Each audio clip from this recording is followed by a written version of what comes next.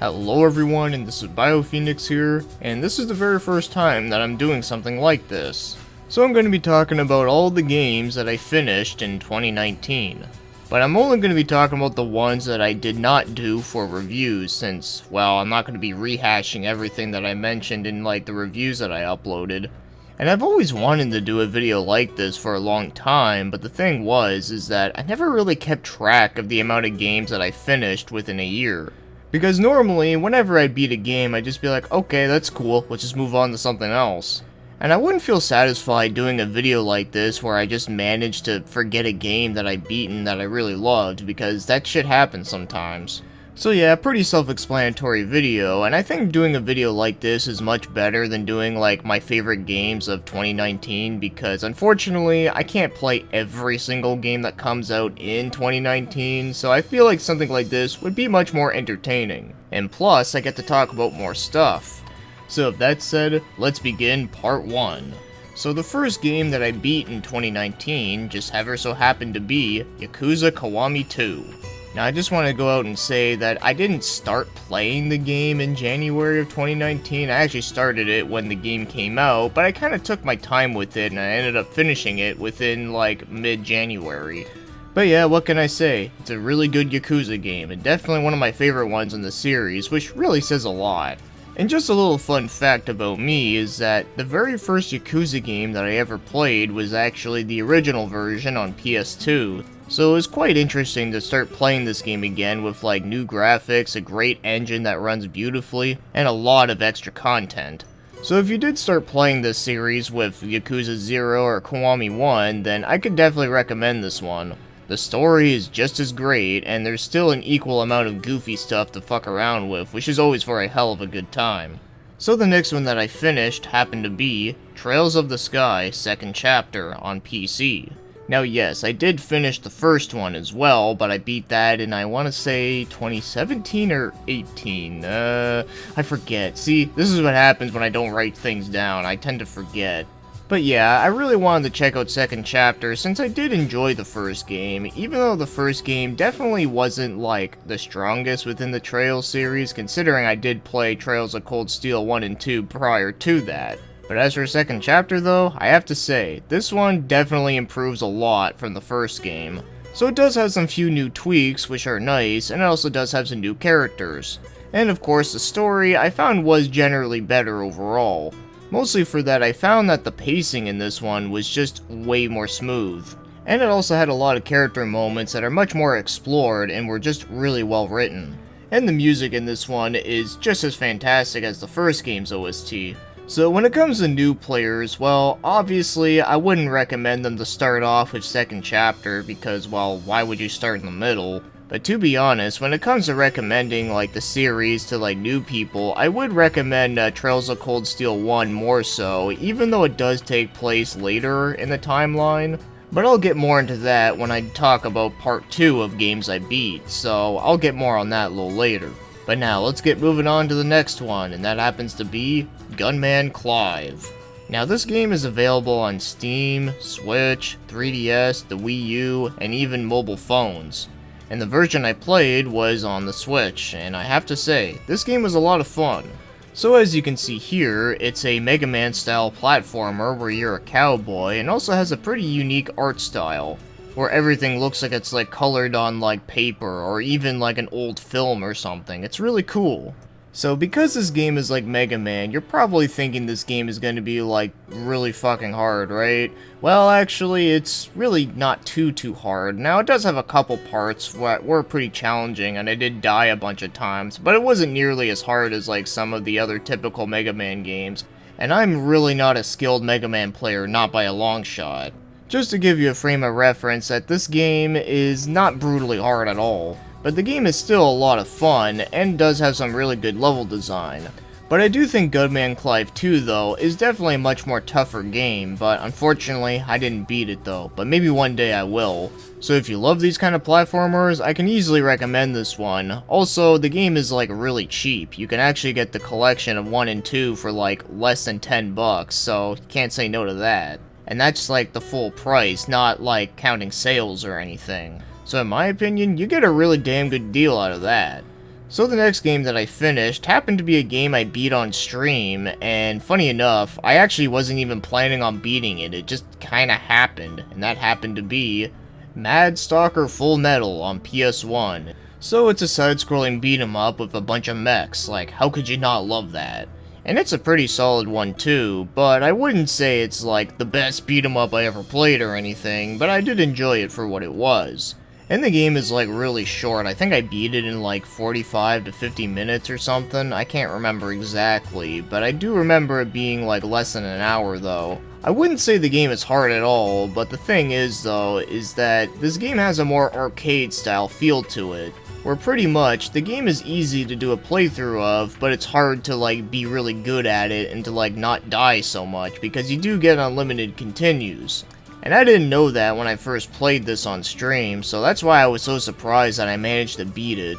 So if you do want a mindless fun beat 'em up with mechs, then this one isn't a bad one, and I do think it is at least worth checking out.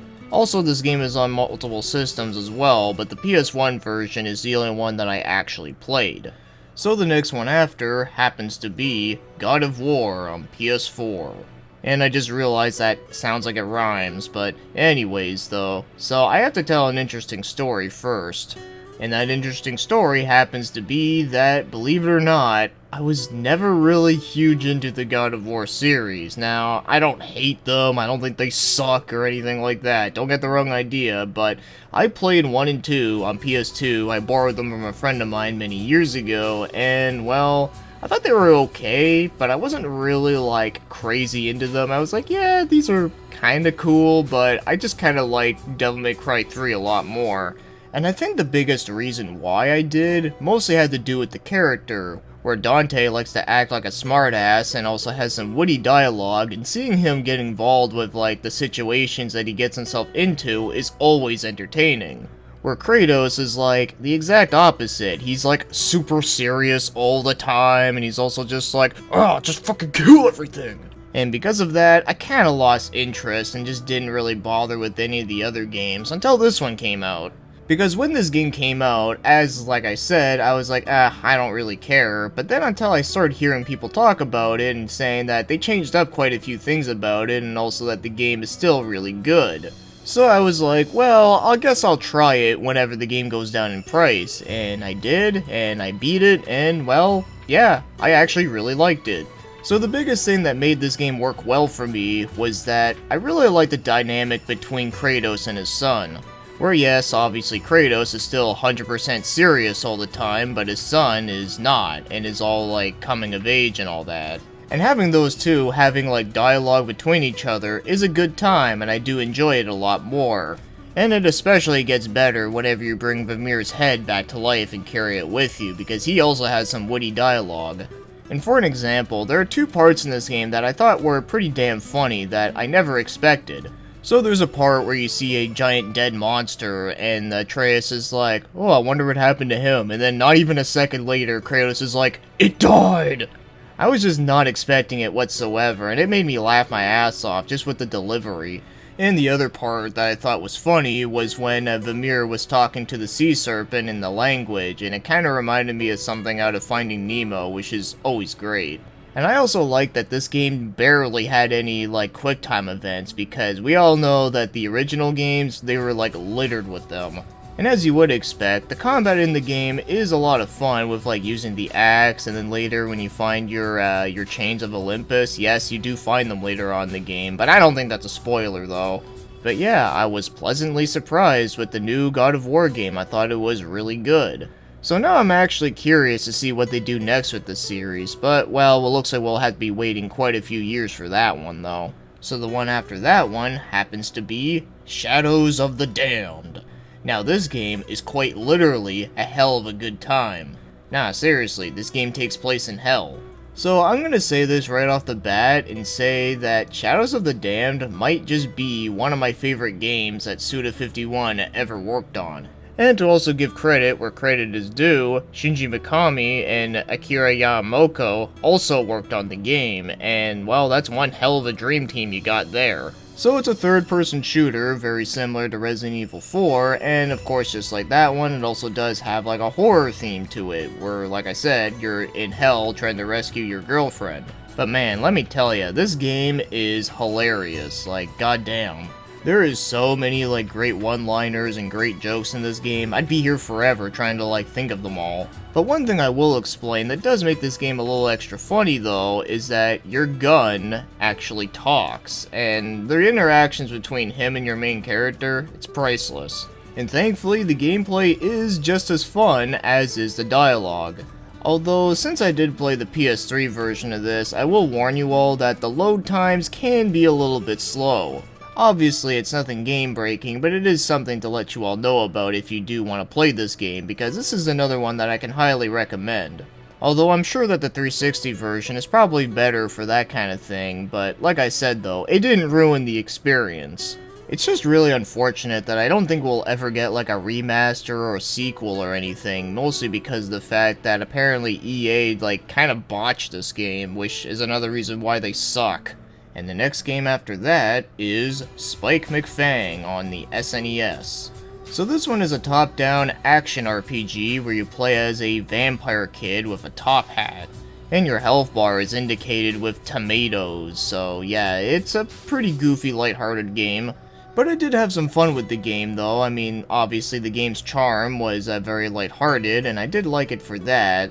I did like a lot of the areas that you went to, a lot of them were pretty cool, and also the fact that the game is not long at all, so it does make for a pretty good playthrough. But my one complaint with this game is that this game has a really weird hit detection that takes time to get used to. And it's mostly because your attack range is like so short and you have to be right up in the enemy's faces just to hit them sometimes. But if you go too close, then you end up getting hit instead, which can be very frustrating, especially during boss fights, good lord. Now this game does start out pretty easy to get into, but I gotta say, the last boss in this game is pretty damn difficult, but I did manage to beat it though. But one thing I will warn you all if you do want to play this game is that if you do get to the final area of the game, make sure to stock up on like tons of items, because once you go there, you can't go back, and there is no way to replenish your items, so there's an easy chance that you could screw yourself over. But other than these few things though, I did like the game. It was pretty decent, but I wouldn't recommend it to everyone though, especially the fact that this is like a really expensive game, so if you do want to play it, I would recommend emulating it. For that, at least you didn't pay like $100 for a game that you might not like. But overall, it was enjoyable enough. So the next one we got is a pretty different one, and that happens to be Victor Vran's Motorhead expansion.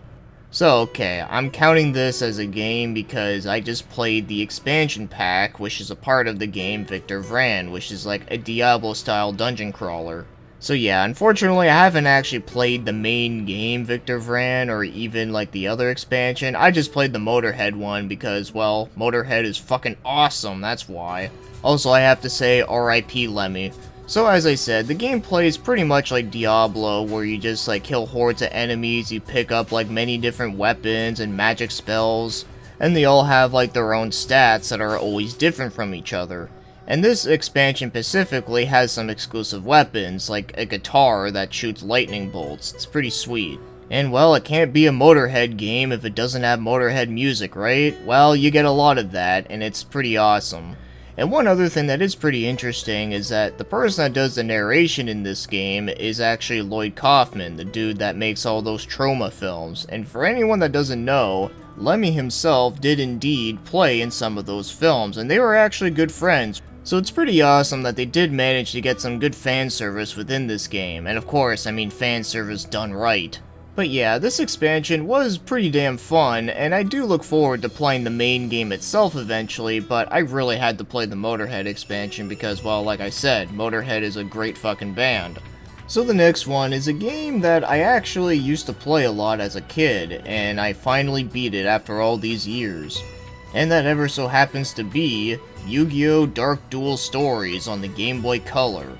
Yeah, for anyone that doesn't know, I used to be a huge Yu-Gi-Oh nerd. Actually, I still kinda am, but I kinda don't really give a shit about the newer stuff. I mostly just stick to the originals, but I do like some of the stuff that they did with GX and 5Ds in terms of the cards, but, you know, I don't want to get talking about Yu-Gi-Oh too much, because I'm sure most of you probably don't give a shit. But to sum up this game though, well, it's not your typical card game like you would expect, because this is the time when Yu-Gi-Oh games were like very experimental and tried many different things. In a strange way, I kinda miss it when Yu-Gi-Oh games were like this. I mean, yeah, we got some shitty ones like False-Bound Kingdoms come out, but we also did get some really good ones like Duels of the Roses, which is still one of my all-time favorites. So yeah, this one does have some elements where it plays like the real card game, but also does have some rules that are unlike anything I've ever seen. For an example, if you have a water monster attacking a fire monster, and no matter what the attack and defense points are, you can auto-kill it right there. So pretty much this game has a element system where depending on the element you might have a advantage or disadvantage. It's just so strange to see a feature like that in a Yu-Gi-Oh game, that's all. But probably one of the most unique features that this game has is that you can actually make your own cards in the game. Of course, it's very limited, but I don't think I've ever seen another Yu-Gi-Oh game where you can do that. So as you can see right here, these are some of the ones that I actually made myself. So yeah, overall, I do like the game for what it is, but of course, it's definitely not my favorite Yu-Gi-Oh game, but I definitely do like it better than the PS1 game, and of course, better than False-Bound Kingdoms on GameCube. But then again, almost everything is better than that fucking game. But anyways, though, yeah, obviously, wouldn't recommend it for everyone though, but if you're like me who likes the old Yu-Gi-Oh stuff, and you also like some experimental ideas, you might get some kicks out of it. And next up we have a game that I played many years ago and then I lost my save data, but now I got it done, and I'm happy I did, and that happens to be Secrets of Evermore. Man, this game is just really great. Hell, I'd even say that I like it better than like Secrets of Mana. And I think one of the biggest reasons why I like it better is that I just really love the concept and idea of this one. You know, you're a kid and his dog ends up getting like transferred to another world, and then of course like the dog like keeps changing shapes whenever you like go to like other areas. It's pretty interesting. And I just really love the game's music. It has a very creepy atmosphere. And thankfully, this action RPG on SNES does not have any awkward hit detection. But this game definitely does have its really challenging parts though. Like, there are certain bosses in this game that are pretty damn tough, especially that alligator boss with like the lava and shit. Honestly, I actually thought that boss was even harder than the final boss.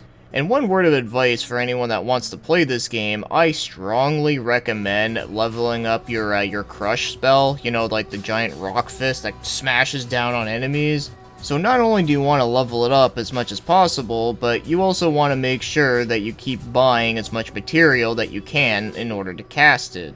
Because that spell can do a lot of damage on most enemies. But even after knowing this trick though, this game is still not what I would call easy, but I did have a great time with it, and I'm really happy that I finally beat it after all these years, because I remember playing this game years ago, and unfortunately my hard drive crashed, and well, I lost everything. And one last thing to say about this one is that I just freaking love the cover art for the game. It's just really badass looking. And next up we have is Way of the Samurai, the original on PS2. Now when it comes to the Way of the Samurai series, the only one that I played was 3, though I haven't beaten it, but from what I played of it I did like, mostly for the ridiculousness of it. But probably the best way that I can explain this game is that it is kinda similar to the Yakuza series or even Shenmue, but only that like it's in like old Japan. But even then, those two examples of games are probably not the most accurate, but it's the best that I can think of, since this game does have like a day and night transition, and also does have some minor RPG elements. But the one thing that really does make this game different though, is that this game has like a ton of different choices, and the actions that you do will reflect different things, which is always interesting. And of course, there is many endings in the game. Now, I didn't get every single ending in it, but I did get most of them. Now, as much as I do enjoy this game, I'm not 100% sure if I like it better or not than 3, because it is a little hard to compare, especially the fact that I haven't played 2 or 4 at all. But I did have some fun with it, but of course I gotta warn you all that this is not like a mindless like hack and slash though. This one is a lot more technical and does have a bit of a learning curve, so because of that, it's definitely not gonna be for everyone. But I do think that the game has some impressive ideas for its time.